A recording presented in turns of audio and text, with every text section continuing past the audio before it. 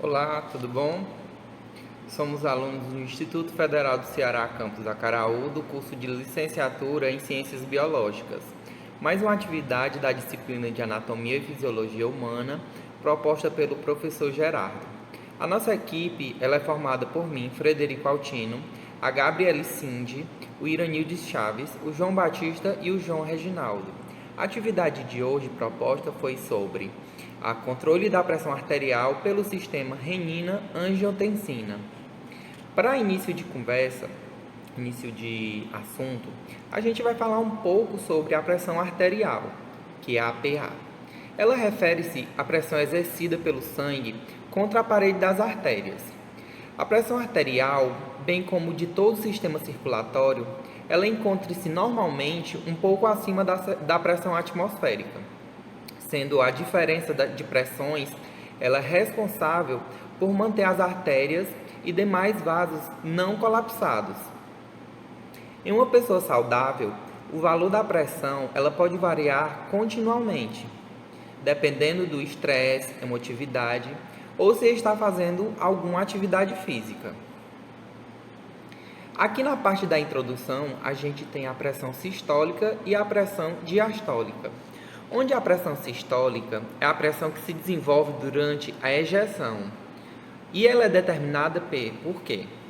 Pelo volume sistólico do ventrículo esquelético, pela velocidade de ejeção, pela elasticidade da aorta. E a pressão diastólica, que ela deve-se ao esvaziamento da árvore arterial para a parede capilar durante a diástole.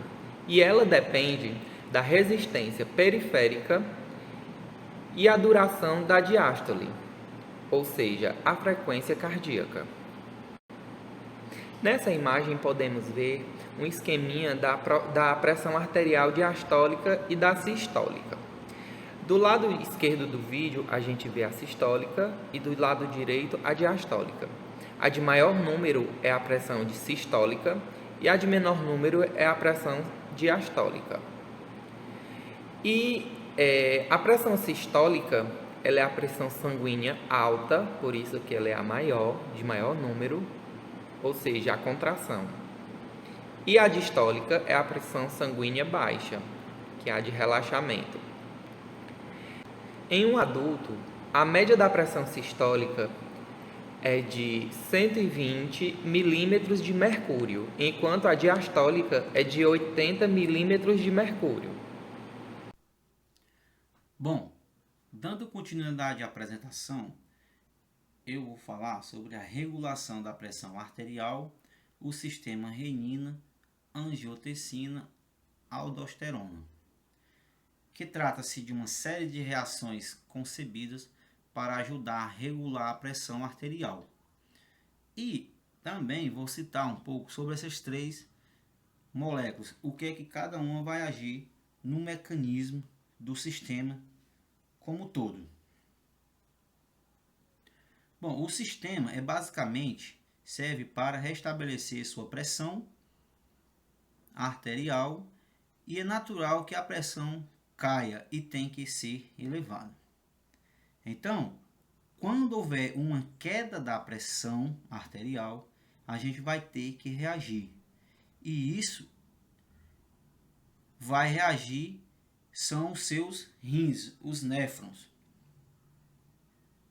O sistema renina-angiotensina-aldosterona, ele regula funções essenciais do organismo e manutenção da pressão arterial, o balanço hídrico e de sódio, o funcionamento do sistema responde a uma estabilidade hemodinâmica. Falando sobre essas moléculas, a angiotensina é um hormônio, vai agir nos vasos sanguíneos, que vai causar o vasocontrição. Aldosterona, um hormônio que age no tubo contorcido distal, aumentando a reabsorção de sódio e secreta o potássio. Aumenta o volume de seu sangue. O ADH é um antidiurético ele evita a dureza, ou seja, a formação de muita água na urina. Então, vai reter líquido. Age no turbo coletor e aumento de absorção de água, evitando que a água vá para a formação da urina. Dando continuidade, aqui uma figura ilustrativa, mais ilustrativa para a explicação didática no sistema renina, angiotensina, aldosterona. Se vocês, como a gente está percebendo, nós temos aqui a queda da pressão arterial e o aumento da pressão arterial. Temos as setas indicando para a direção do funcionamento desse mecanismo, ou seja, para o que é que cada molécula dessa vai agir no sistema. Começando aqui na célula 1, nós temos o angiostensinogênio. Ele é um formativo da angiotensina, que seja ela fica inativa no fígado, então ela precisa ser ativada. E quem ativa é a proteína angiostensinogênio. Ativa uma enzima chamada de renina. Percebe-se que a seta 1 aponta para a renina. E daí a renina vai influenciar no processo da angiotensina 1 e angiotensina 2. Então, a renina, quando cai no volume sanguíneo, a arteriola aferente vai ter menos quantidade de sódio, ou seja, o aparelho justaglomerular que fica localizado na parede do tubo distal vai secretar a enzima renina, que a renina vai ativar o angiostensinogênio. Essa proteína angiostensinogênio que está no fígado converte em angiotensina 1, como a figura está mostrando. Ele converteu a proteína angiostensinogênio em angiotensina 1, que vai cair no sangue. Quando tiver nos pulmões, produz uma enzima chamada de ECA. Aqui vale ressaltar que entre a angiotensina 1 e a angiotensina 2, nós temos esta proteína, esta enzima, que é a ECA, enzima conversora da angiotensina. Então, esta enzima converte a angiotensina 1 em angiotensina 2. E esta angiotensina 2 é um vaso de contrição, ou seja, a função dele é fazer o vaso de contrição na arteríola aferente, evitando que mais sangue seja filtrado. Desta forma, evita a perda do volume de sangue, podendo ter o potencial na formação de urina e perda de mais líquido. Então, nesta figura ilustrativa, está explicando, foi o que eu acabei de explicar para vocês. Está acontecendo que as moléculas se interligam, sendo que a gente tem a enzima renina, que faz com que o angiostensinogênio se ligue a angiotensina 1 e 2 através da enzima ECA, que é a enzima de conversão da angiotensina. Como esse sistema funciona? O sistema renina-angiotensina-aldosterona entra em ação quando existe uma tendência para a queda da pressão arterial. Esses hormônios vão atuar em partes distintas do corpo, desencadeando reações simultâneas para a estabilização sistêmica da pressão. Assim, acontecem diferentes etapas durante a ativação desses sistemas. A seguir, você confere quais são elas e como ocorre cada uma. Primeira etapa: conversão da prorenina em renina. Quando acontece uma queda da pressão arterial, também ocorre uma redução da perfusão renal. Essa reação é captada pelos receptores que estão presentes nas arteriolas conectadas aos rins.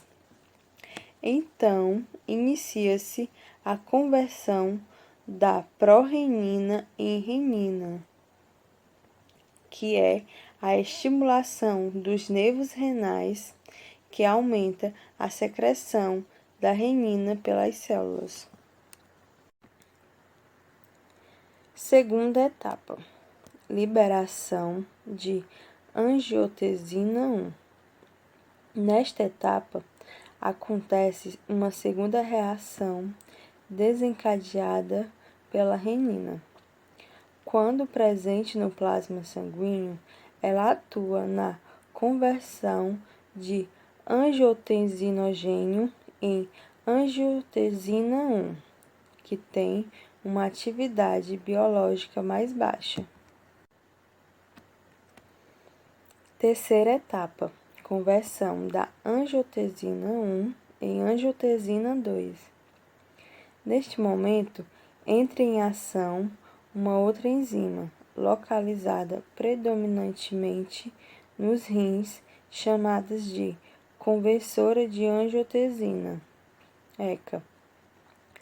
A ação dessa enzima de conversão acontece nos pulmões e nos rins, desencadeando uma reação catalisadora que converte a angiotensina 1 em angiotensina 2.